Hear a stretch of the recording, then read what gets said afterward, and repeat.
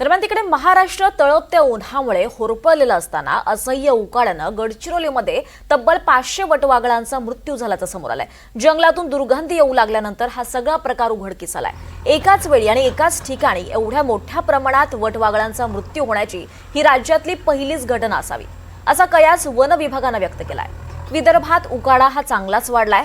तीव्र उष्णता आहे, 46 डिग्री पर्यंतचं तापमान आहे आणि त्यामुळे नागरिक हैराण झाले आहेत। पूर्ण विदर्भात उष्णतेची तीव्र लाट उसळली असून या भयंकर उन्हाचा फटका आता केवळ माणसांनाच नाही तर मुक्या प्राण्यांना आणि पक्ष्यांना बसत आहे। गडचिरोली जिल्ह्यातील शिरोंचा येथे एक अत्यंत दुःखद घटना समोर आली आहे। 400 ते 500 वटवाघळाचा मृत्यू झाला आहे। प्राथमिक अंदाजानुसार वाढत्या तापमानामुळे व उष्माघातामुळे या निष्पाप जीवांचा प्राण गेल्याची अंदाज आहे।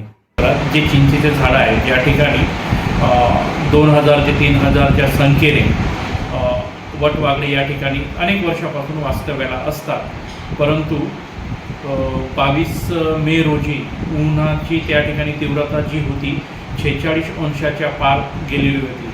त्याच्यामुळं ते उन्हाचा जो त्रास आहे वटवाघळांना त्या सहन झालेला नाही, त्याच्यामुळे ते झाडावरच मृत्यू पावले आणि जे मृत्यू पावलेल्या वटवाघळांचा खत झाडाखाली जवळपास म्हणजे 450 ते 500च्या संख्येनं वटवाघळं त्या ठिकाणी मृत अवस्थेत आढळली।